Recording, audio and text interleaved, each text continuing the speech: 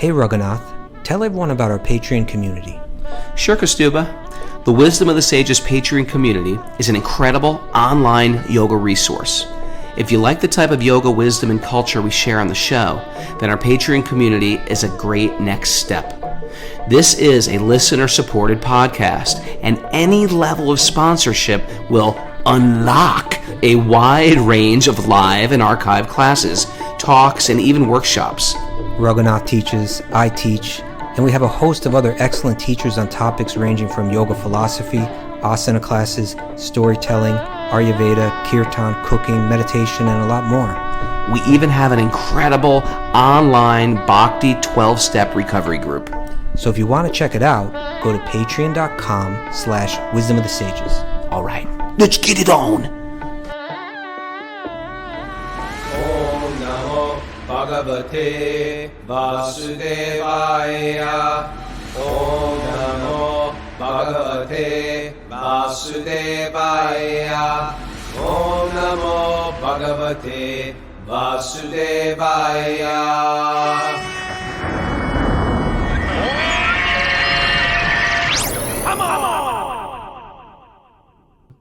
Live from Super Soul Farm, this is Wisdom of the Sages, a daily yoga podcast with your host, Raghunath, and co-host and senior educator of the Bhakti Center in New York, Kastuba Das. Welcome to the show, everybody. Welcome to Thursday's study of the Srimad Bhagavatam. We are here with Miss Mara and Kastuba, and I just got back from New York City, Kastuba. I had a great New York day. So your mom? Saw my mom and my oldest sister. Took them out to lunch. My mom... This sounds sad, but it's good. You know, I think the only time, it might have been the only time my mother said, "I'm proud of you." Really? That sounds sad. I'm proud of you, Raghunath. Out of 7 kids, I'm the only one that didn't go to college, I think. And so that was did a that big, bother her? that generation was like, that's the only way you've sort of made it. And Yeah. so the fact that I was in a band, that was like enough. And then I like became a Hare Krishna. It was like, what? You know? Maybe it was going to that book signing event at that record store that flipped her. I think so. Maybe not flip, but maybe it was the last straw that kind of. No, she said, I don't know how she did it, but she said, I read your book. It's going to be a bestseller. I love it. And anyway, I felt good. It was nice. I tell you, when we had my mom on the show, if you haven't heard that episode with my mom, it's pretty good on interview day. But you know what? She told me stories of 9/11. My entire family, practically speaking, was right there at ground zero when 9/11 happened. She said she heard the crash and went downstairs, and there was people banging on her door to get in. And she was letting people in. Oh, just to escape the debris and all of it? Yeah, covered in ash. And people She were lives her, like you right on saved the my life. street level or something like that? My mom is like right in Battery Park. But I'm saying like No, she wasn't. She was like at the 8th floor or something. But she came downstairs to the bike room where people were banging on the door. Oh, okay. She let people in. And then she went back up and took a nap and woke up, made pasta. And they had evacuated her entire building. She sort of slept through 9/11, took a nap through 9/11. And then when she came back, her whole building is abandoned. The doorman's abandoned. Everybody's gone. And so she packed a little bag and just started walking uptown.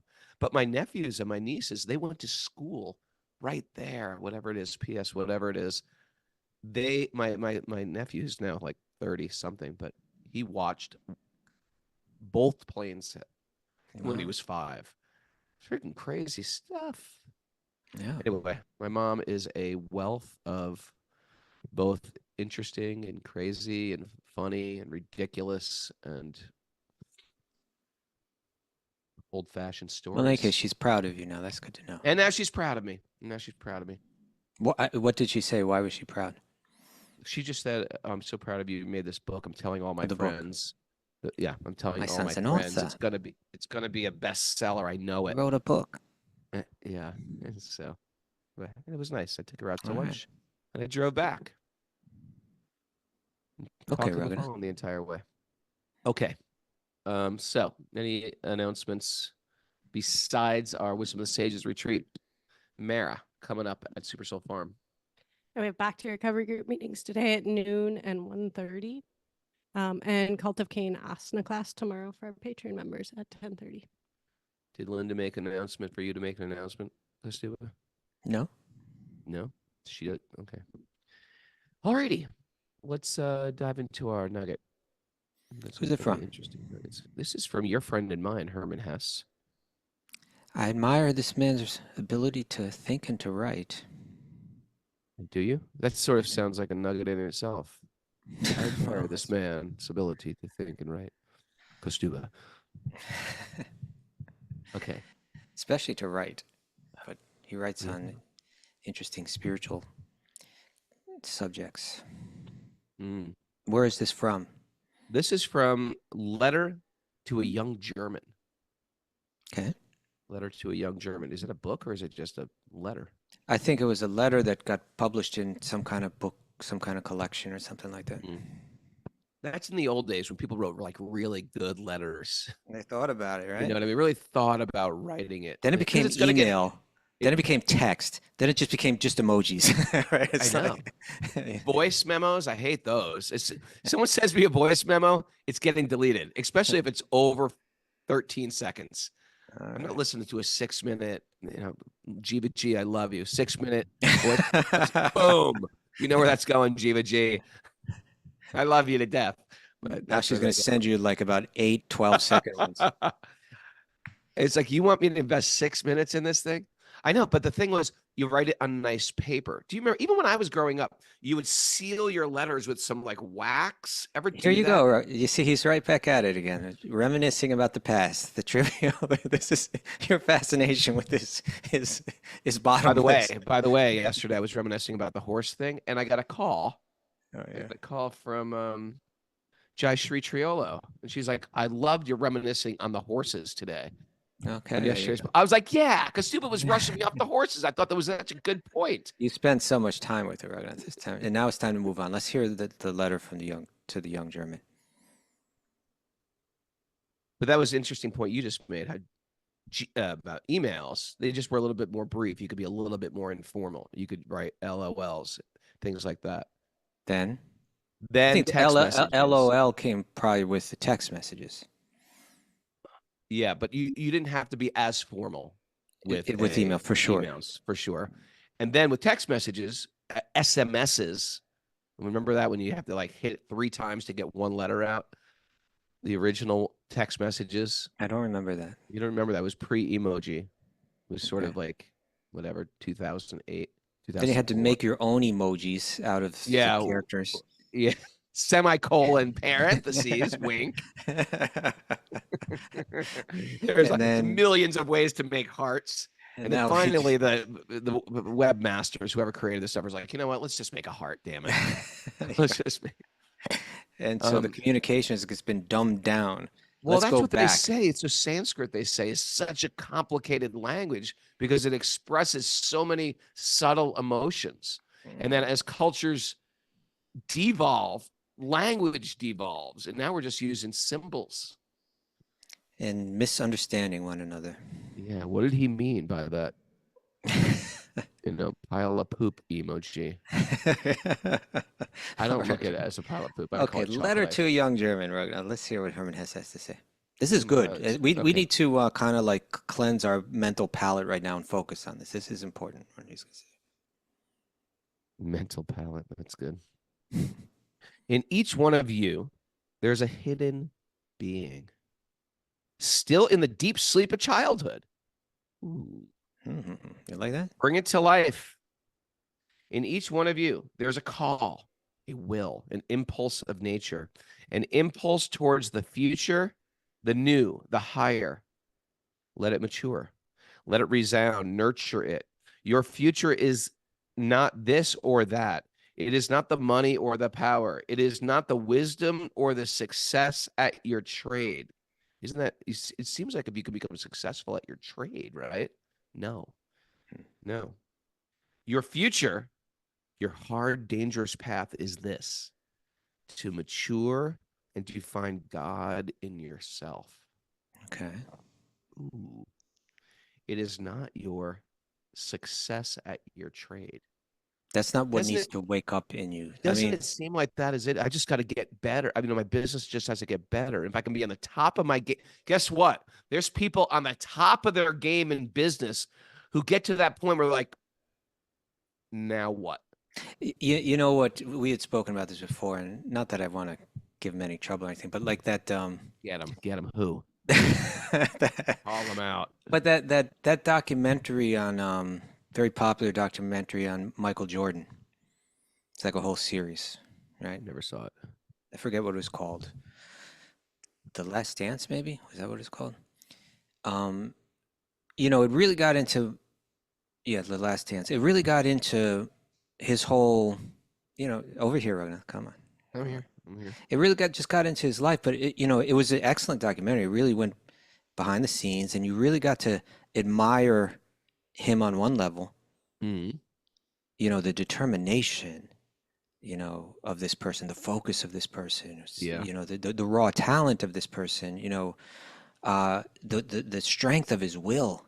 The time you got to put in to get to that. It's not like you come All out of of the it. womb doing that. You got to work at that. And then you enter this league and you're this young guy, and then and there's these like titans of the history of basketball that are your competitors, and you know, you got to stand up to them, and you know, and establish yourself, and then lift your whole team up with you, and Mm. you know, there was that, all of that.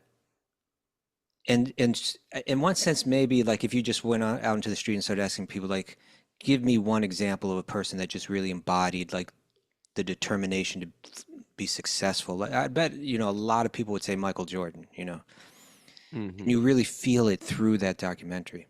I know nothing about him except the sneakers. Nothing. Okay. Well, it might be interesting for you to see, but Really? the- Okay.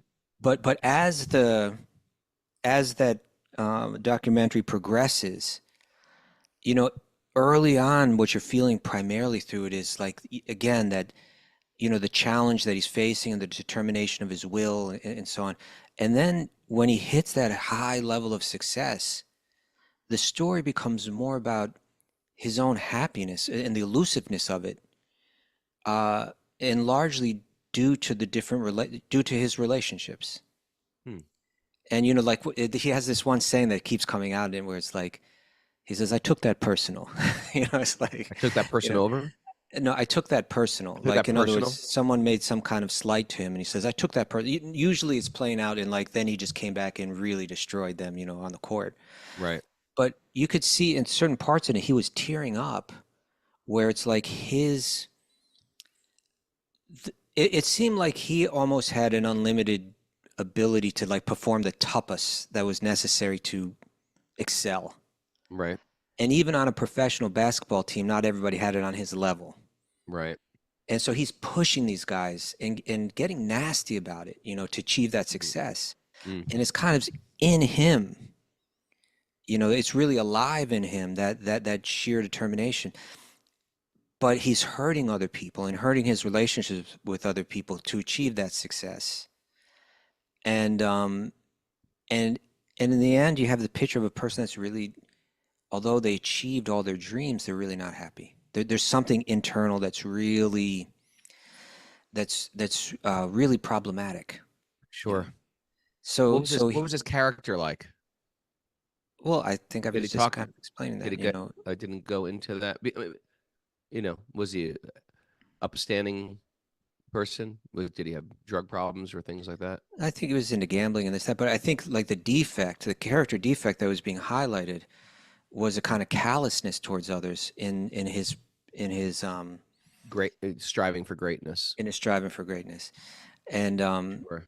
so, you know, and you know, his positive quality was that, you know, that determination and that focus and so on. Yeah, it's just they're good qualities used perhaps for a less than worthy thing. Now, if you love basketball, that might sound no, it's very worthy. But the idea is that we set the mark in another direction. So we're climbing high towards this greatness at any other expense. And I think in devotional service, it's the way we treat ourselves, the way we treat other people. That is the mark. It's not about achievement. It's about just doing your Yeah. duty. Yeah. You know, you look at a guy like Magic Johnson. I don't know if you know anything about him. Nothing. Okay. But nothing. He's also goes down as maybe not the Michael Jordan basketball. Maybe he doesn't. Maybe when people think the number one player, they don't think of Magic Johnson, but they think of him as one of the greats. But he comes off as a person that's got a very almost like loving nature. Like I think he's widely seen as just a kind person. He doesn't have a bad word for anyone. Hmm.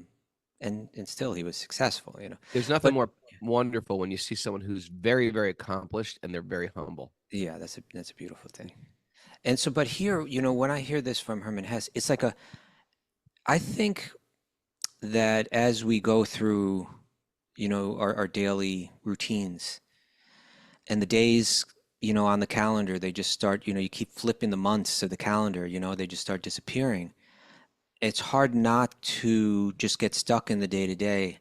And this sounds to me like a call to remember that there's something more important underneath all of this. What you're striving for, don't limit it to these lower level things. Remember that the very purpose of life has to do with this awakening of your spiritual nature. Don't neglect it. You have to keep reminding yourself that even though it's I don't know if ephemeral is the right word, but even though it seems like it's not practical or it's not right, no, it is the practical thing. It is the thing you have to focus on. And there's that higher idea of what life is about, and that higher idea of spirituality that we always have to keep in mind, or let's put it this way, we always have to carry it in the heart. It always has to be there, and it has to be alive. He's saying, keep that awake, waken that up. We look at the example of Prahlad here. Prahlad is the example of success that we're hearing, right? And again, this is how it's such a brilliant way that Vyasadeva, the compiler of all the Vedic literature and the compiler of the Bhagavatam, how he juxtaposes things. Everything's thoughtful. He's always carefully presenting things to make a point. We just had a whole chapter where all these different highly successful universal figures offered prayers to Vishnu.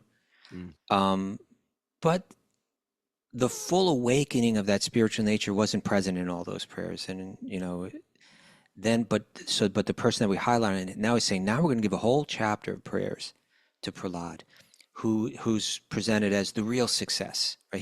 He's just a little boy. He hasn't achieved what a lot of those other offerers of prayers have achieved. But this inner spiritual nature is entirely awake in him. And his words become more profound and more moving than the words of others. And part of what, if we're going to keep that, let's see again how he said it. He said, in each one of you, there's a hidden being still. We would call that our Svarupa, right? Like our real identity, our real spiritual identity. It's still in the deep sleep of childhood. Bring it to life. In each of you, there's a call, a will, an impulse of nature, an impulse toward the future, the new, the higher, right? There's this higher spiritual idea. And he defines it, to mature and find God in yourself. Okay, so it's, as I go through the minutia of every day, it's most likely that we lose touch with that.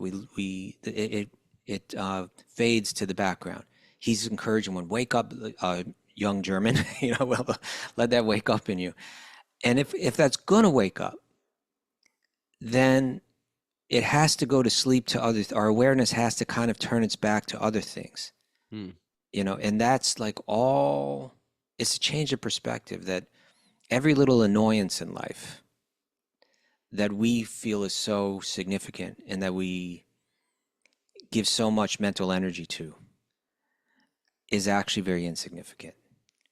This higher calling becomes a significant thing. When we focus on that higher calling, when we, through our practices, through our daily hearing of Bhagavatam, through our meditation of practices, through who we associate with, and et cetera, when we bring our focus to that higher call, then naturally we let go of all the petty annoyances, the mental energy that we focus on them, and so the Bhagavatam is encouraging us to do that. Like that. Herman? Herman? Like that? Thank you. Grahi saw the documentary Raghunath. I think Grahi saw the it might be an documentary. interesting one. Am I missing out on television? I don't. Even Shaq. Even Martine knows who Shaq is. Shaq, what is she talking about? Shaq? I don't know anything about Shaq. What did I miss out on popular culture? I was just not interested in it. Are you sure about that, I'm just so Raghunath? Let's see how quickly we squirrel off. Well, I don't. Not with Apparently TV basketball, shows, you're not movies interested. in basketball. Okay. Mary, do I watch TV? No, you watch reels though. I watch reels. Okay. Yeah, I got. You know what happens when I stay up late? That's when I go downhill. See, reels is the same thing. There used to be we used to read dramas. That's right. That's the meme. Those are the emojis. Those are the of emojis videos of entertainment. of like classic, We used to theater. read Shakespeare. I used Now to read we watch- Shakespeare. Now I watch a reel of Yeah. All right, ready? teenagers getting pulled over by cops. That's one of the classic ones I watch. Teenagers who are mouthing off to cops. Oh, watch like reels the, like that. there's There's like I a think whole there's some TikTok people that just do that, right? Like I'm just gonna keep mouthing off to cops and like posting it. Yeah, and I love to see the cops actually take them out. That's what I love to see. What about when those guys go into the ghetto neighborhoods and they just start threatening people? I hate those. I hate You those. look You're, like you're gonna get killed. I know those They're guys just are gonna get killed. Okay, let's. Rainam namaskrityanam chaivanaratamam devim sarasvatim vyasam satojayam. Thank you. Before reciting the Srimad Bhagavatam, which are means of Conquest. conquest, one should offer respectful obeisances to the Supreme Lord Narayan. Narayan. Unto Narayan Rishi, the supermost human being, unto Mother Saraswati, the goddess of learning, and to Srila Vyasadeva, the author. Nasta prayeshu bhadareshu nityam bhagavat sevaya bhagavati uttama shloke bhaktir bhavati naishtiki. By regular attendance in classes in the Bhagavatam and by rendering service to the pure devotees, all that is troublesome in the heart will become eradicated, and loving service to the Supreme Lord, who is praised with transcendental songs, will be established as an irrevocable fact. Om Agyana Timarandasya Gyananjana Salakaya Chakshurun Midatam Yena Tasmai Shri Gurave Namaha. I was born in the darkness of ignorance. My teachers are opening my eyes with the torchlight of knowledge. I offer my obeisances at their lotus feet. Okay. Reading from Srimad Bhagavatam, Canto 7, Chapter 9, Text 10. Yeah, if you get pulled over by a cop, hands on the steering wheel, what would you like, officer? go. Registration, license? Sure, right here. It can end real quick. Okay, You ready? I'm ready. So Text 10. Prahlad is his message is developing in his prayer. He's praying out of humility, Yeah. and he's saying, but an important part of where he's at right now, I think in the last text he was saying that someone may possess all of these qualities that are generally admired in people, right? Wealth, aristocratic family, beauty, austerity, education, expertise, luster, influence, physical strength, diligence, intelligence, mystic yoga power, Layups, shooting from the top of the key, shooting foul from- shots, Not layups generally wouldn't be. Layups are kind of boring. It's slam dunks, right? slam dunks. Okay. Yeah. But he says none of those satisfy you, dear Lord Vishnu. That's not what touches your heart. That's not what moves you. It's only devotion, right? It's only devotion. Now he's going to kind of continue that message in text 10. If a Brahmana has all 12 of the Brahminical qualifications, as they're stated in a book called the Sanat Sujata, but is not a devotee and is averse to the lotus feet of the Lord. So interesting that you can be a Brahmana, but be adverse to the Lord, right? He is Yeah. certainly lower than a devotee who is a dog eater. So you could be, this is a very interesting statement right here. You Dog could be eater. a dog eater, meaning you could break some serious principles and still be a devotee, still have love in your heart for God, right? But who has dedicated everything, his mind, words, activities, wealth, and life, except for his desire to eat dogs, right? To the Supreme Lord. It may Such a mean, devotee is better than a Brahmana. Raghunath, but it may mean that he's not actually eating the dogs, but he's born in a dog eater family. Oh, That may be okay. what that may be Oh. what's indicated there. Okay. Such a devotee. It's interesting that they even mentioned dog eater. First of all, it's horrible in our culture where we love dogs, but And make a good name for a band. With with Dog dog Eater. Probably be protest at their concerts. Such a devotee is better than such a brahmana because the devotee can purify his whole family, whereas the so-called brahmana in a position of false prestige cannot purify even himself. Mhm. Mhm. Text This, 11. hold it, Raghunath. Slow it down. Slow it down. You don't want to slow it down? Why are you nodding Condescending. like that? Don't condescend this dog eater. I'm not being condescending. At least I'm trying not to be. I'm just saying we need to slow down and Okay. focus a little bit on this one. This verse is quoted by Prabhupada often, right? Many times he goes to this verse. You know, I believe this verse may also be quoted by Rupa Goswami in the Bhakti Rasamrita Sindhu, if I remember correctly. I'm not sure about that.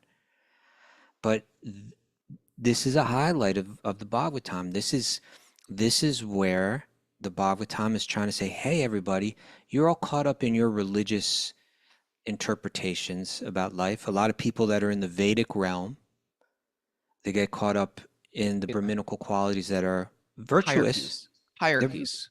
Hierarchies and also Classes. the different facets of the culture and the practice that are means to an end.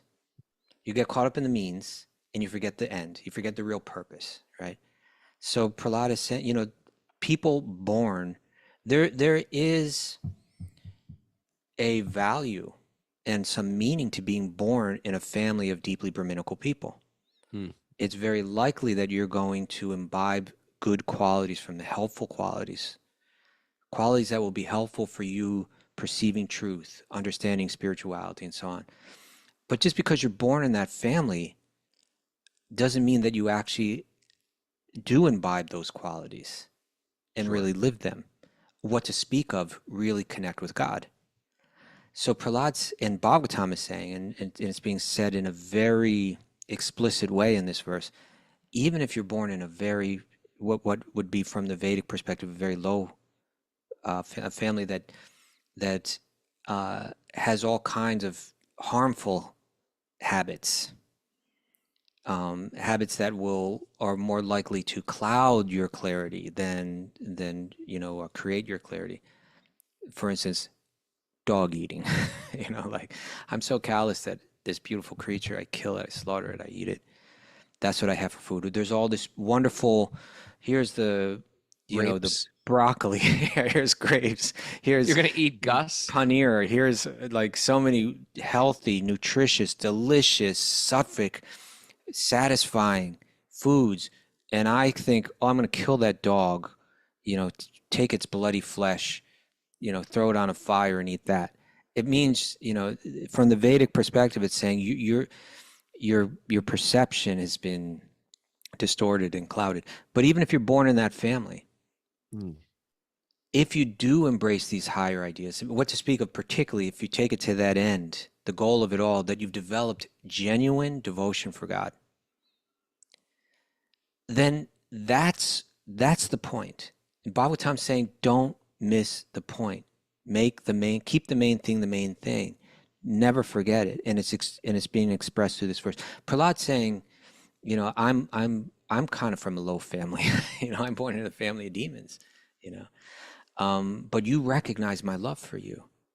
You overlook all of my external shortcomings, and you're only interested in this essential feature. This divine love. Important. Stay There's the with next me, one. brother. Stay with me. I'm with you. Are you? No. The Supreme Lord, the Thank Supreme you. Personality of Godhead, is always fully satisfied in himself. Okay. Therefore, when something is offered to him, the offering by the Lord's mercy is for the benefit of the devotee. For the Lord does not need service from anyone. We talked about this yesterday. Did we? What were we saying? Yeah, we were saying how it's like it's not like the Lord needs your flowers. Oh, The yeah, Lord good point, Rex. created the flowers. Yes. Are you kidding? He's the Yes. creator of the flower, and you think you're doing him a favor. You used a good example of the mother saying, "Okay, remember it's Christmas. Maybe you should get me something for Christmas. Let's go pick out something for me for Christmas." And the kid doesn't even pay for it, but the mother wants to see that gesture of giving love. So the That's mother what- provides the money with which the kid buys the present to give to the mother. It's actually not the kid can't say, "Look at what I bought you," aren't I great? Right. No, but the mother doesn't appreciate the actual gift itself. She could have went out and bought it herself. A good parent, like the Supreme Lord, and it's set up throughout the material energy, is constantly trying us to create us to be selfless beings instead of selfish beings. Right. Right? That the whole material energy is designed for us to become selfless servants that come to this realization that we don't possess anything of this world. And if you don't fight that, you're actually surfing a big wave. It becomes ecstatic. It becomes you're in the barrel. You're like completely like locked into this flow. If you're trying to fight this is when you have a plan and the material nature is working against that plan, you feel frustrated, bitter, angry, limited. Oh, God, what you're telling me, Raghunath, this is so important, what you're sharing. So important. It all ties together. Like the language used in this verse it describes Prahlad's praying to Vishnu in the form of Narasimha. And he says, Nija Labha Purna. Nija Labha Purna. Nija means innately, and Labha means like satisfied, like enjoying or satisfied. By nature, you're satisfied. You don't need anything to complete you. Just like the mother doesn't need that gift from the child. She's already got all the money to buy that herself. Right. She's complete. He didn't complete her by giving that little gift. So he's saying, Vishnu, you're innately satisfied. You're innately enjoying life. You don't need anyone. And then he says, Nija Labha Purna, completely, lacking in no way, right? So when we're offering something, it's not that he needed what we're offering to be complete. It's that we benefit by making the offering, right? He says, by the Lord's mercy, it is for the benefit of the devotee. For the Lord does not need service from anyone. And then he gives this fascinating example, right? Really nice analogy. To give an example, if one's face is decorated, the reflection of one's face in the mirror is also seen to be decorated, right? If like, if I'm looking in the mirror and I put on earrings, then the reflection has earrings. The reflection has the earrings. It's not like the reflection is barren of these. Look at the person got the earrings and the reflected person has nothing. No. Right. Right. So if you make an offering to God, it's not like you lost anything. You are benefiting from making that offering. Sure. It's if you try to put earrings on the reflection or lipstick on the reflection on the mirror, then it's like ridiculous. That's what we do in the material world. We're ridiculous. The 80s had this thing like, right? The 80s had this thing called the potentiality movement. Have you ever heard of that? Potentiality? No, I'm not familiar. Live into your potential. And we've got so much more we can do. And the Bhagavatam is not like that. It's sort of like, there's potential, but that potential should bring you to God consciousness. If you're excelling at something, but it's taking you away from God consciousness, then you're almost over endeavoring for something that's not you've missed the mark completely. You're speeding really fast and driving really expertly on the road, but you've missed your exit. Big deal. Good point, Raghunath. And you were just sharing this. You write that down. Okay. Keep it. But you were just sharing something else. You're saying that if you learn to go with this flow, and I guess we would characterize that flow as like, by nature, I'm in this relationship, right? Where I give, where I serve. And through that serving, I'm nourished. Right. I'm receiving. Yeah, I'm receiving by giving. That was our theme yesterday, right? if we learn to go with that flow, we become satisfied. And if we resist that flow, you said something like you were saying we become frustrated and resentful and angry and resentful. disturbed. We have this disturbed minds, and everybody's walking around with a disturbed mind. I saw this interview just yesterday, and it was. Let's see what he was watching. Okay, what was it? Because what were you watching yesterday? It was a conversation between this Christian scientist. When I say Christian, there's something called it. He's a Christian. Yeah, and what a are those? scientist. What are those Christian? I don't even know what scientists? Christians are. They have Never looked those that like up. Christian reading scientists. rooms everywhere. Christian Yeah, scientists. that's right. They got reading. No, this man was a scientist as well as a Christian. His name is John Lennox. He does a lot yeah. of debating. You're familiar with him? Yeah. Irish gentleman, Yes. scholar, and I think Oxford professor or whatever, emeritus. or something. Monocle. No monocle. No monocle. Okay, go on. I think he had glasses, like both lenses. Both lenses. Bifocals. Okay. And he was speaking with a man, I think his name is Peter Atkins, who's, kind of one of these full-on Yes. heavy-duty Atheists. Yeah. So I saw it was something like a 5-minute clip of a longer conversation that they're having. But Sounds like a reel. Interesting. Go. so Atkins, it started with Peter Atkins speaking, and everything that was being expressed through his words and even his body language was that of frustration, right? And he was saying, if only we could turn back the clock. He's saying the problem is that science grew out of religion, right? Right. At first, right. and from a Western perspective, it's true. Yeah. That first there's this, there are these religious thinkers, and out of the church, grew the scientists, and all those early scientists were believers in God. Sure. All these, Newton and so on and so forth.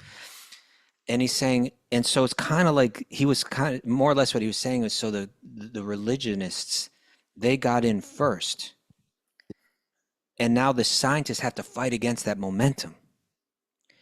And he said, if only it were the other way around, if only science was established first, then the religious people would have such a hard time, battling against the science. It wouldn't stand a chance, And then and he went on for that for some time, and it was almost, I almost felt sorry for him, because I could just see how frustrated and disturbed he was. It was like, it was almost to the point where he was beyond arguing, and he was just lamenting, and just Lamenting. frustrated. Yeah. And then John Lennox said, but there's so many examples, and he started listing C.S. Lewis and this one and that one, and important contemporary scientists who began as atheists, who were coming from that platform already, and who found God through science. And he's saying, so I really don't think that your argument can really hold any water. And then Peter Atkins, when you get frustrated, then you just start to resort to just kind of like, not solid arguments, but just kind of mischaracterizing your opponent. I forget what he said. What did he say? He said something like, he just kind of characterized theology as, I think he called it like, I forget what term he used, but it was really like a denigrating term, like, senility. He called it something like, well, it's like some kind of senility. And, John Lennox was just kind of he wasn't on that level. He was secure, Right. in his faith. And he said, well, if you're going to come to that level where you just, I could just characterize your belief in science in the same way if we want to. We're not getting anywhere and something in which something in what he said made Peter Atkins say, well, what are you talking about? Like what, because he was characterizing religion as like giving you comfort from the harsh realities of existence, right? That's why people go to it. And John Lennox was saying, I could just as easily characterize your thing that way and flip it back on you, but what's the point? And he said, well, what does atheism give you comfort from? And he says from having to meet God, from having to see God, or something like that, right? And I think that speaks to, in other words, there is that resistance. Sure. It That's must the feel like term the used. ultimate failure. Like you've given up. You've stopped coping with reality. You accept some magical being. But what I'm saying is that there's, and what John Lennox was saying, that there's a resistance in you, a psychological disposition that wants to resist the idea that there's someone beyond me, there's someone I'm dependent on, there's someone that can establish morality, right? That I need to submit to if I'm going to be Mm. satisfied and good, you Sure. know, right? Yeah. So that's what you're resisting, you know. Mm. But you don't have to, you know, you don't have to. So any case, just when you said that the frustration and kind of what Prahlad is saying, the same thing in this verse, right? Don't think that you're going to lose. We were talking about that shudder to think, you know, don't think that you're going to lose out. I'm going to look that up in a second. But what Prabhupada says here is interesting in the commentary. He says, a foolish person is amazed that Krishna orders, Sarva Dharmam Parityaja, Mam Ekam Sharanam Vraja. Abandon all varieties of religious activities and surrender just unto me. Mam Ekam, me only. It sounds so demanding, right? Who is he to make such a selfish demand? Give up all dharma. He's saying, give up all Give dharma. up all just dharma. surrender. Yeah, Like right. dharma. The whole Bhagavad Gita is about performing your dharma. So he says some foolish scholars even say that this is too much to demand. Yeah, I could see Peter Atkins. You know, this is too much. But this demand is not for the benefit of the Supreme Personality of Godhead. Rather, it is for the benefit of human society. It's like a parent saying, "Hey, I'm here for you. Just take shelter of me." You know, is that a sick demand on the you know, on the part of the parent, or is it a loving representation of reality? You know, like, you need me to help you, and I out of my love for you, I want to help you. You know, he says, but this demand is not for the benefit of the Supreme Personality of Godhead. Rather, it is for the benefit of human society. If human beings individually and collectively surrender everything to the Supreme Personality of Godhead in full Krishna consciousness, all of human society will benefit. It's like having traffic laws. The traffic rules are there not because to control us or to take something from us, but to add some efficiency to our life, to add some flow to our life, to You add want to some. resist them. Yeah. No, To I don't want to. facilitate I want to do whatever I want. I want Yeah. to just create my own. There is no laws. There's just whatever we feel. And today I feel like zigzagging. You know, no, you can't zigzag. That's going to cause hell for everybody. The laws are for our benefit. It's not so that God's trying to put a thumb on top of us and grind us into the pavement. Oh, I'm going to find that shudder to think. I should have Record. found it before this show. I wish I would have thought about it. Let's see. I found something. I don't know if this is the same one. Shut to think. Let me find. Let's see what he says here. File. Edit. Find. Shudder. Shut up. Doesn't seem to find it. Okay, you keep reading, Raghunath. I'm going to find the shudder to think. All right, Okay. you Oh, no, you know why? Because I didn't spell Scroll shudder over. right. That may have been. that may You have spelled something to do with it. shooter. Let's see. They shudder to think. We have got. This isn't it, but let me try to find it. The Supreme Lord, the Supreme Personality of Godhead, is always fully satisfied in himself. Therefore, when something is offered to him, the offering by the Lord's when something is offered to him, the offering by the Lord's mercy is for the benefit of the devotee. For the Lord does not need service from anyone. To give an example, if one's face is decorated, the reflection of one's face in a mirror is also to be decorated. You do realize that's the verse you just read, right? Yes, I'm just Okay. doubling it. Okay, great. Therefore, although I was born in a demoniac family, I may without a doubt offer prayers to the Lord with full endeavor, as far as my intelligence allows. I'll read that again. Therefore, although I was born in a demoniac family, I may without a doubt offer prayers to the Lord with full endeavor, as far as my intelligence allows. Anyone who has been forced by ignorance to enter the material world may be purified of material life if he offers prayers to the Lord and hears the Lord's glories. It's Nice. true. It's true. Back to you. No, keep reading, please. And I'm going to find the shudder. Oh, my Lord, all the demigods headed by Lord Brahma are sincere servants of your lordship, who are situated in transcendental position. Therefore, they are not like us, Prahlada and his father, the demon Hiranyakashipu. Your appearance in this fearsome form is your pastime for your own pleasure. Such an incarnation is always meant for the protection and improvement of the universe. You add Lord Vishnu to the life, everything becomes auspicious. It just does. You're on a car ride back from New York City. You add a little bit Lord Vishnu. Called Henry on the phone.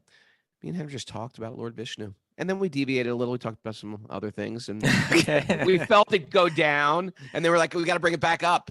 You know, you can tell when you add Lord Vishnu to the conversation, to the retreat, to the holiday, to the dinner table, when you add Lord Vishnu to your downtime, when you add something transcendental, it changes the energy of everything. If you're feeling a little down, a little depressed, a little low, add some transcendental sound.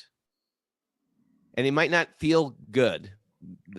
The nonsense things feel a little good, but you end up with this heavy head.